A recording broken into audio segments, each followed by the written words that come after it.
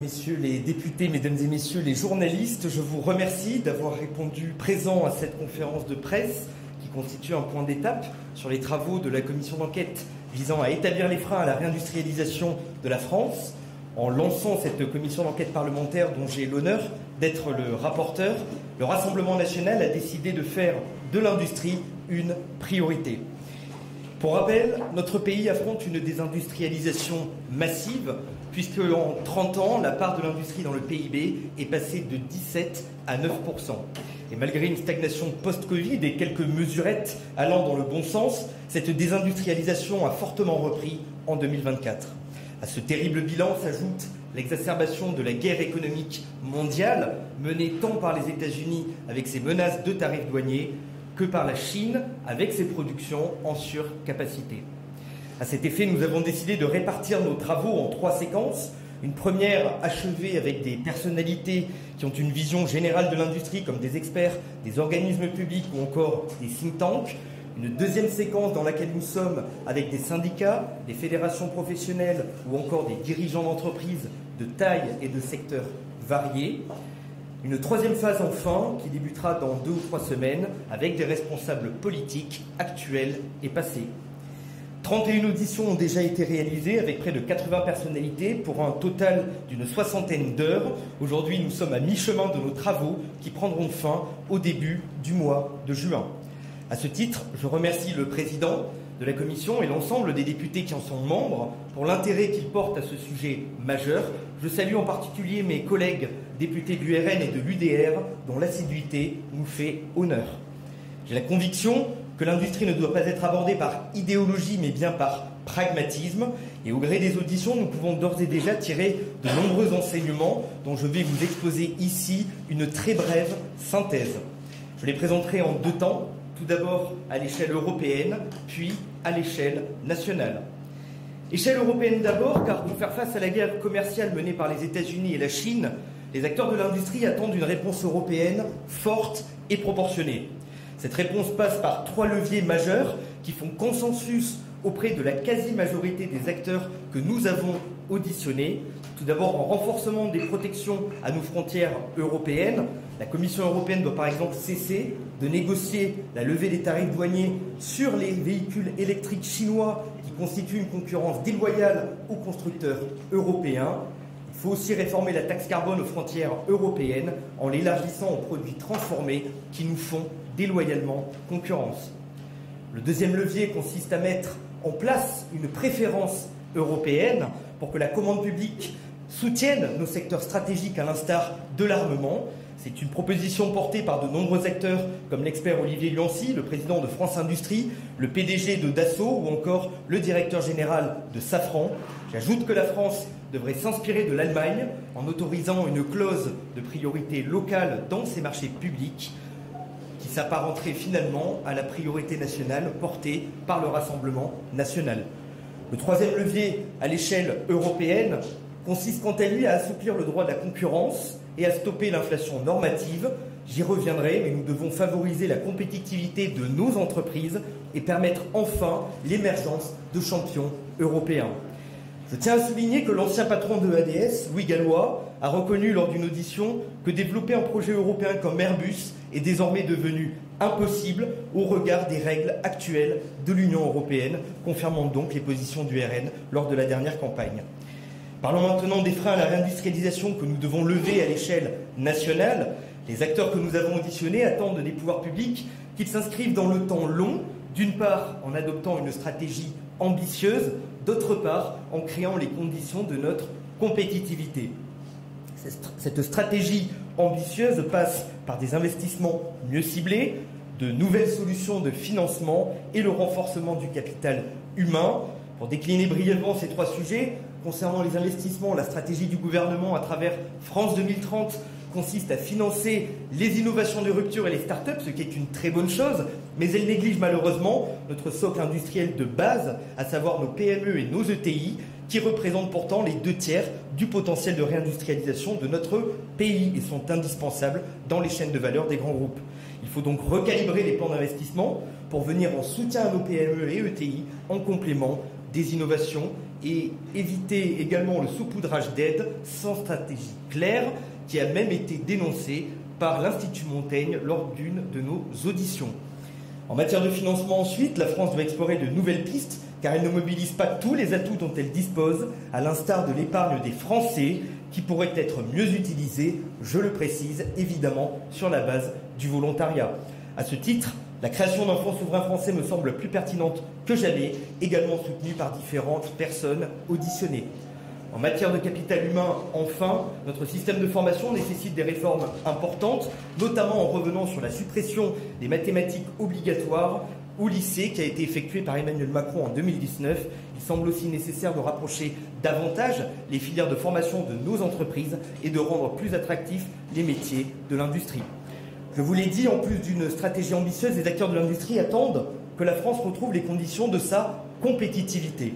Retrouver notre compétitivité passe notamment par une reprise en main de nos politiques énergétiques, par une fiscalité de croissance et par un retour au pragmatisme normatif.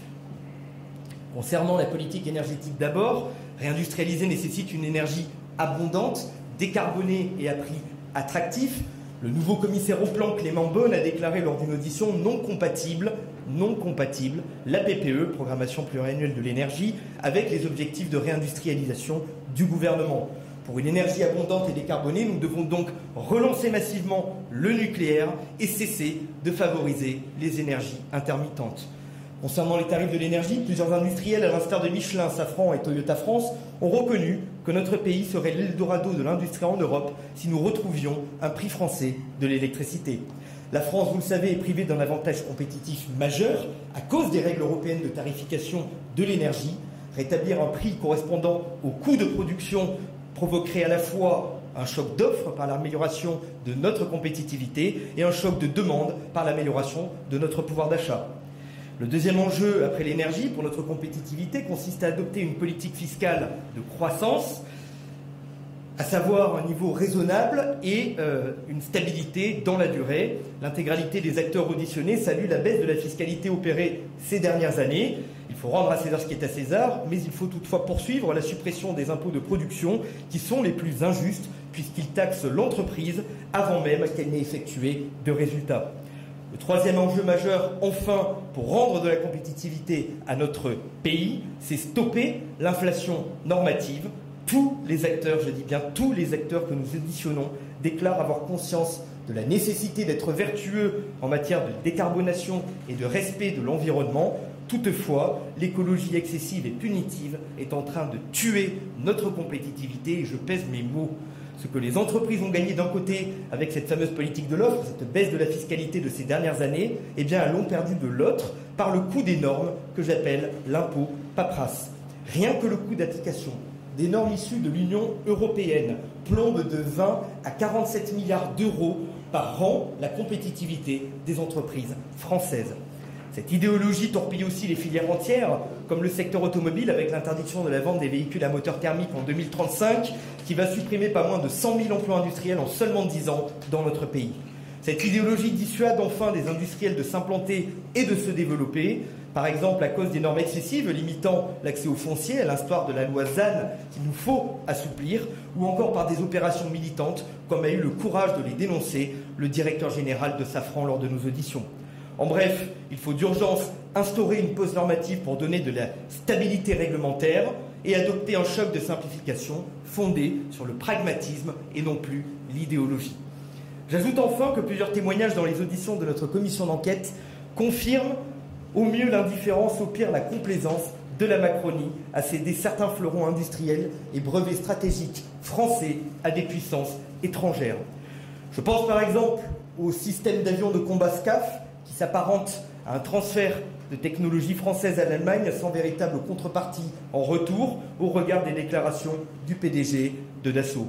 Je pense aussi au scandale de l'affaire Alstom qui a été bradé à l'américain General Electric. L'ancien directeur du renseignement de la DGSE, Alain Juillet, a dénoncé dans nos auditions le déni de nos dirigeants politiques malgré les alertes de nos services de renseignement. J'évoquerai enfin le risque de voir LMB Aerospace être cédé à un fonds américain malgré ses activités stratégiques de défense. Ce dossier confirme, je crois, une fois de plus, la nécessité de nous doter d'un fonds souverain français afin de soutenir nos industries et de recapitaliser nos fleurons stratégiques dans l'attente d'une solution française viable. Mesdames et messieurs les journalistes et les députés, en suivant nos travaux, vous constaterez bien souvent que les déclarations des personnalités auditionnées correspondent aux constats et aux propositions portées par Marine Le Pen, par Jordan Bardella et plus généralement par le Rassemblement national. Je rendrai le rapport final des conclusions de cette commission d'enquête mi-juillet. J'espère sincèrement qu'il sera voté pour être rendu public. J'en appelle donc à la responsabilité de chacun des groupes, de chacun des députés et au respect de la démocratie parlementaire. J'ai la conviction que réindustrialiser la France est le défi de notre génération, car l'industrie est le moteur de l'indépendance d'un pays, de sa puissance, le moteur de sa prospérité sociale, le moteur de son progrès technique et technologique, le moteur du dynamisme de ses territoires. Et enfin, l'industrie est la solution pour relever les défis écologiques du XXIe siècle. Je vous remercie pour votre attention et je vais désormais répondre à vos questions. Si vous pouvez peut-être présenter votre média à chaque fois. Bonjour, donc je suis Kira Petrofanov, je suis journaliste, je suis rédactrice en chef de Challenge, de politique industrielle. J'ai quelques questions diverses et pas toujours liées. Sur Airbus, est-ce que vous pouvez nous dire un peu plus votre position? Vous avez dit ça ne marcherait plus, que Gallois vous a dit ça. Donc on ne peut pas faire d'Airbus de la batterie ou d'autres Airbus auxquels on a pensé récemment pour effectivement créer une industrie européenne digne de son dans les secteurs d'avenir.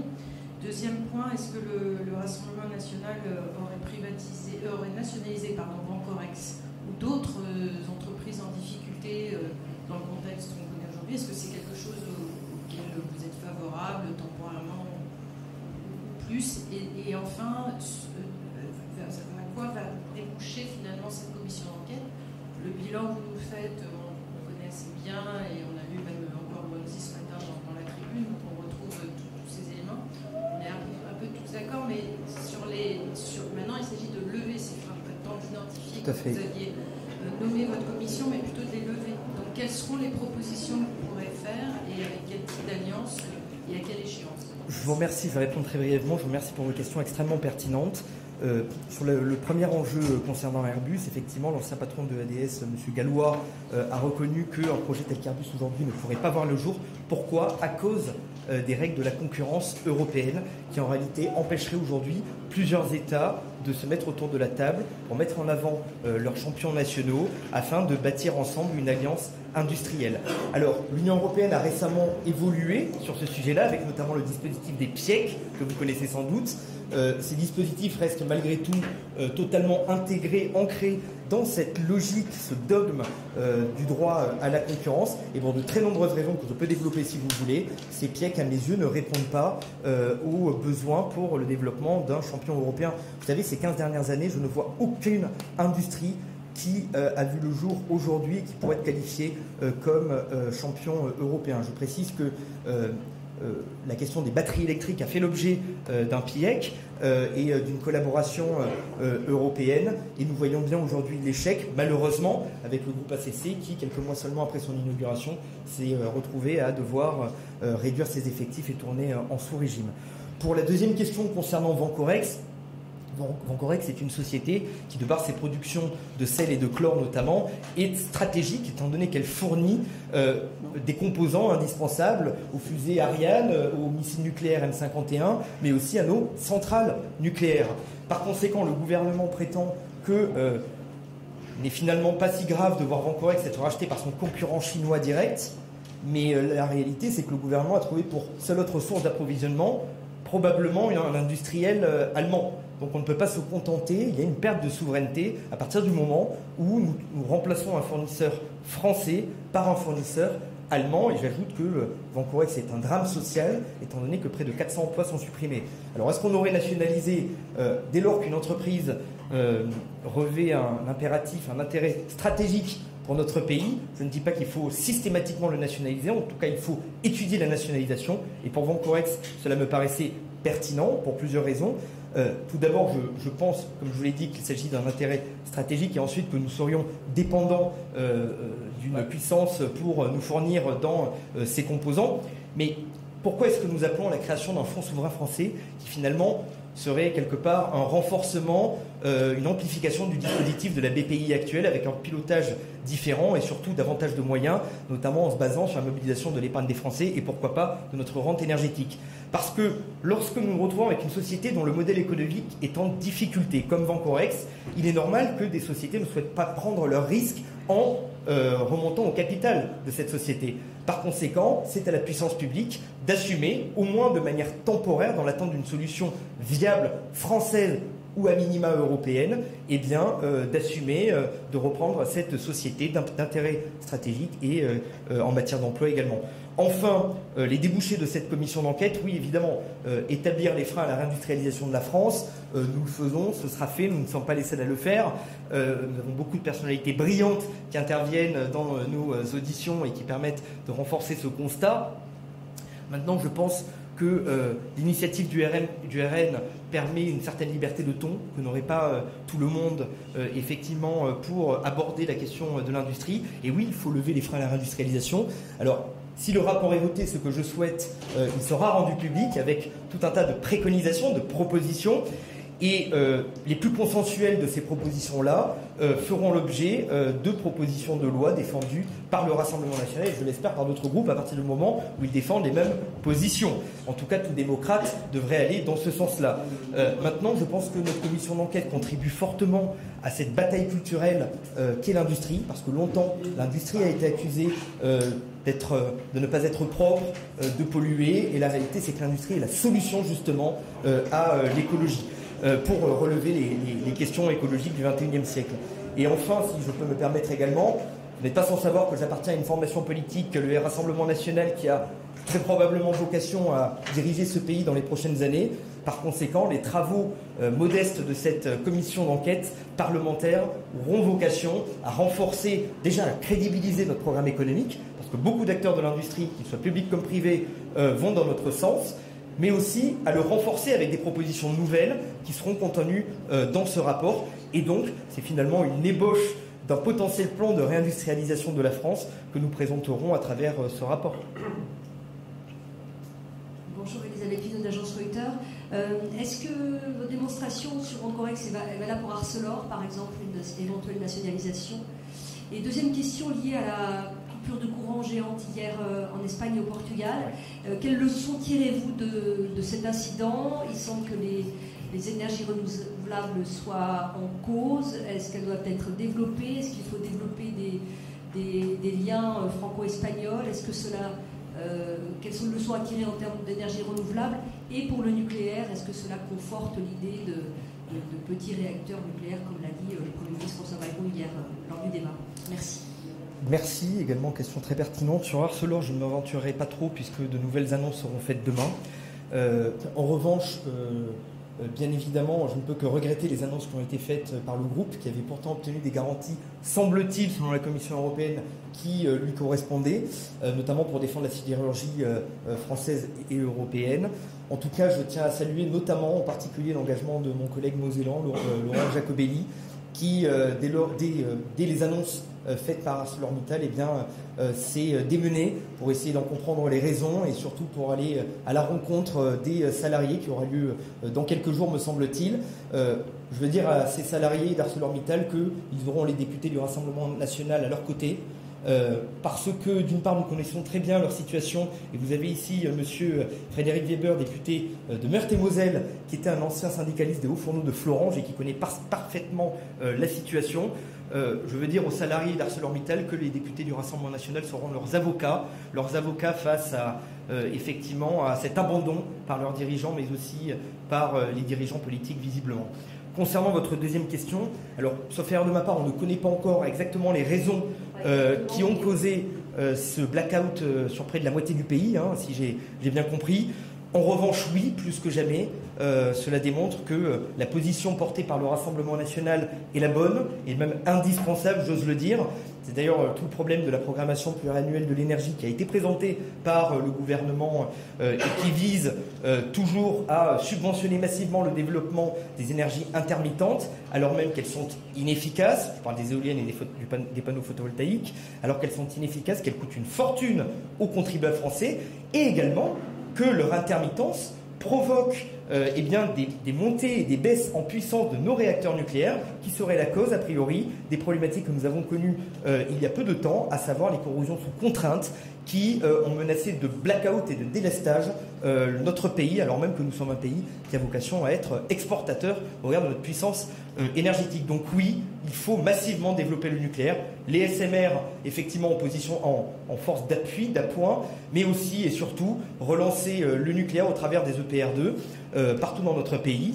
Et j'ajoute que nous devons également coupler l'énergie nucléaire au développement de l'hydraulique. Même si les capacités maximales sont quasiment atteintes, on peut monter en puissance de manière qualitative sur nos barrages hydrauliques et qu'il faut les protéger des risques de libéralisation des concessions venant de la Commission européenne, mais également qu'il faut convertir les centrales à charbon en énergie moins émettrice de CO2. Je me réjouis qu'une proposition de loi vienne de passer là-dessus pour notamment convertir la centrale de Saint-Avold. Il faut faire de même avec la centrale de Cordemais, mais également il faut explorer d'autres pistes comme l'hydrogène vert, mais aussi l'hydrogène blanc. J'ai l'un des plus grands gisements au monde, semble-t-il, dans ma circonscription, en Moselle. Je crois que si on peut l'exploiter écologiquement, il faut le faire. Et j'ajoute qu'il faut assumer aussi que la France, plutôt que d'importer des dizaines de milliards d'euros de gaz chaque année, eh bien, exploite les gaz qui sont contenus dans ses sous-sols, à condition évidemment que les méthodes d'exploitation ne soient pas de la fracturation hydraulique, mais bien des méthodes écologiques. Pour le monde, vous sous-entendez que le blackout espagnol a été causé par les ENR, c'est ça ? Je n'ai pas du tout sous-entendu que le blackout espagnol pouvait être causé par les ENR. J'ai répondu à la question de madame, qui en l'occurrence disait que c'était une piste. Voilà. Moi, en tout cas, ce que je dis, c'est que si c'était le cas, c'est ce que j'ai répondu, si c'était le cas, ça renforcerait l'idée que nous devons absolument tendre vers une indépendance, une souveraineté énergétique qui passe notamment par des énergies qui permettent d'avoir une électricité à la fois abondante, disponible, pilotable, décarbonée et après très attractive, c'est-à-dire le nucléaire et l'hydraulique. J'ai lu que Jordan Bardella sortait un livre sur la France du travail, ce qui n'est pas sans lien avec cette conférence de presse. De quoi s'agit-il? Qu'est-ce qu'il veut dire? Qu'est-ce que vous pouvez nous donner comme détail? Vous qui êtes un proche de Jordan Bardella.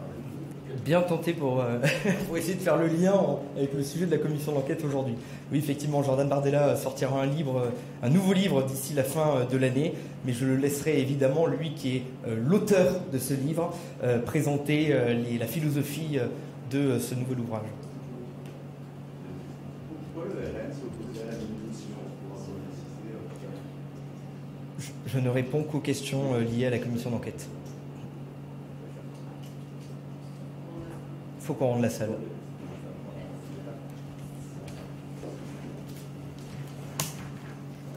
Merci pour votre présence et vos questions.